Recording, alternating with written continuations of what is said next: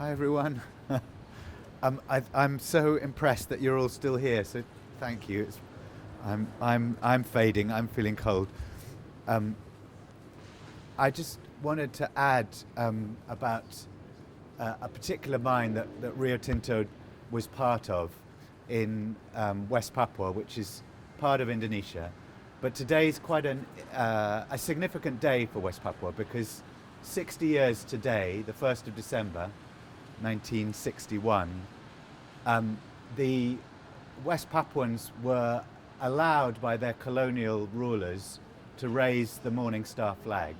So West Papuans to this day consider the 1st of December their Independence Day. But they are not free, and that conflict, which carries on, forms the background to this mine that we're going to talk about, which is the Grasberg mine. Back in the 1960s, an American company called Freeport-McMoRan started to develop this mine. In fact, was given this contract of work by Suharto's regime, military regime, and they developed one of the biggest copper and gold mines in the world. In 1996, the same year that Jatam was founded, Rio Tinto became a joint venture partner with Freeport-McMoRan and developed the mine to a much greater extent. And the whole history of the Grasberg mine is littered with human rights and environmental violations. And you might be interested that one of your colleagues and predecessors, a guy called Nabil Ahmed. I've worked with him on his forensic architecture. I think he did a PhD on Grasberg, looking at the tailings, a waste from the mine, which you can see from space, basically. The thing to think about in Grasberg is the as well as the human rights and environmental impacts, is the level of interest that the mine carries. So it is, as probably, and again Mai can correct me, but it was considered one of the biggest single contributors to the Indonesian state tax revenues for many years, and may still be that. The military and the police rely on the mine for payments, so the company pays the military and police to protect it from the indigenous people and the local people. But perhaps more importantly, the shareholders make huge amounts of money, and that is us, as we've been learning, from the profits from the mine. And to give you an idea of the scale of the profits, in 2000, I'm going to get this wrong, 2018, I think it was, Rio Tinto were forced to sell their minority stake in this mine, and they sold it, a minority stake in this mine, they sold for £2.77 billion.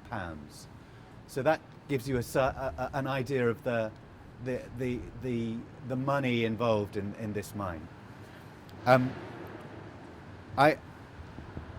Perhaps I just need to finish up by talking about the environmental impacts, which again, you know, a colleague Nabil knows about, and when you fly over the tailings waste,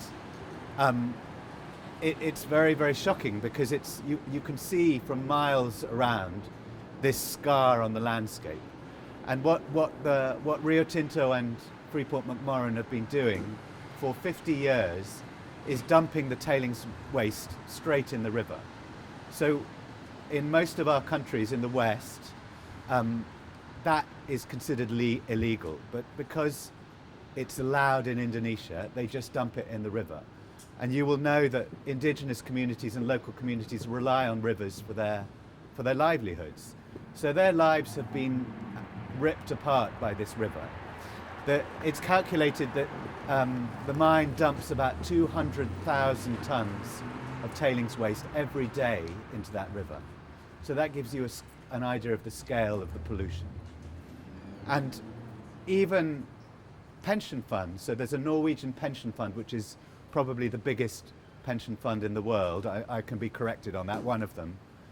In 2008, divested from Rio Tinto and Freeport-McMoRan because even they considered this as unacceptable.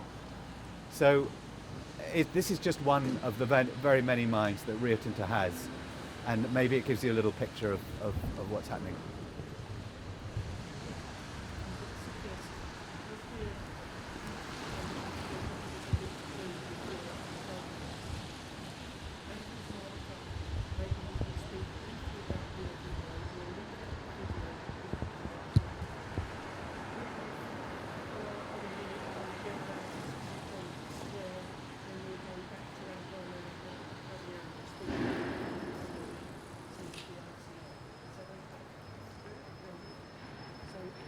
Shall I just stay here? Yes. Yeah. Just the square of the 1112 is a building area the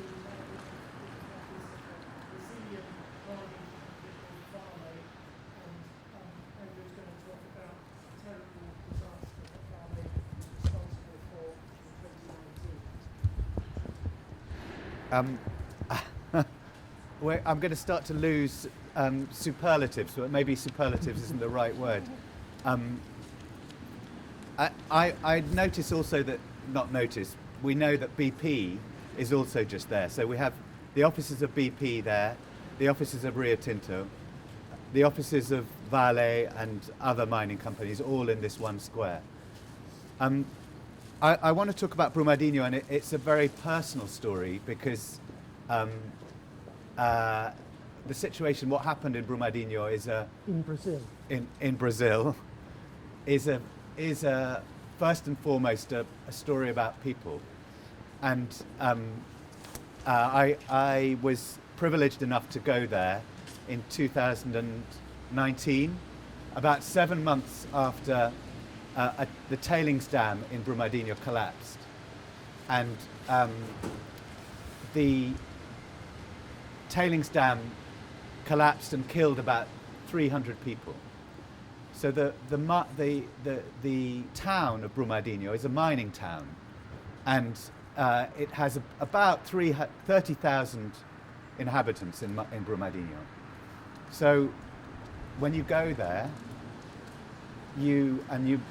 when I went, it was about 7 months after the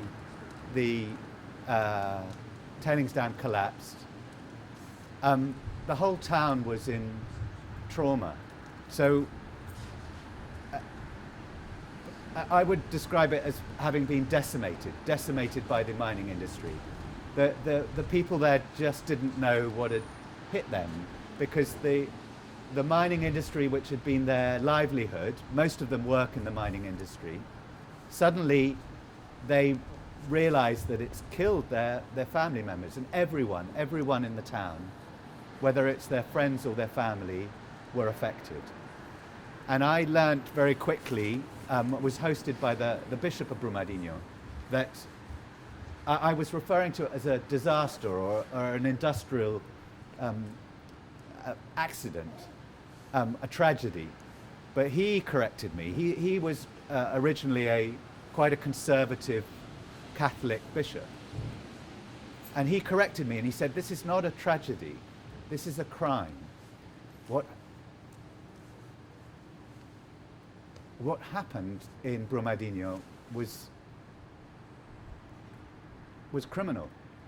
The company, Vale, knew that this dam was vulnerable to collapse. They'd hired consultants that told them that the dam was about to collapse. They repressed that report and they hired new consultants. And these new consultants watered down the findings to say, well, yeah, there's a risk, but it'll be fine. The dam collapsed, and it killed the mudslide, the mud tsunami that came, killed nearly 300 people, including pregnant women, unborn children. So we could talk about what this means, but I think perhaps the most important thing is to bring home the idea that this is real. These are real people. And what happened in Brumaninho is just one mine. And yes, it's very vivid and it hits you very hard, and it hit the community of Brumaninho very hard. But that's happening to communities all around the world, in Indonesia, in West Papua, wherever it is, Madagascar.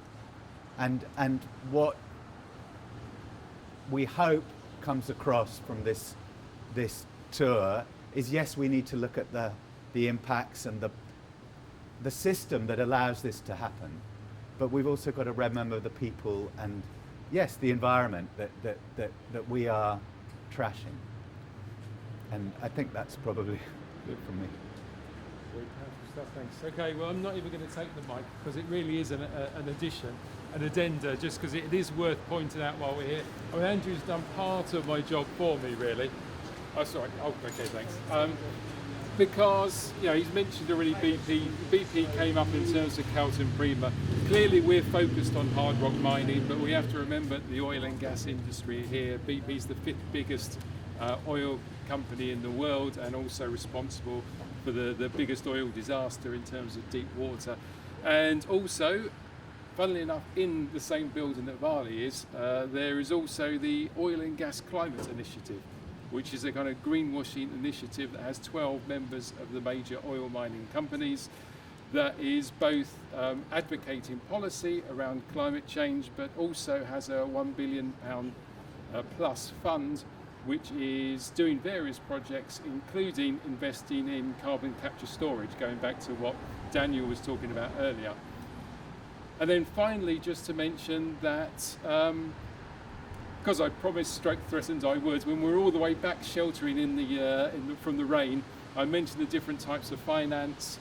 Then, having talked about banking and insurance, there's asset management. We carried on talking about asset management because obviously one of the major ones is pension funds, also building societies, mutuals, etc.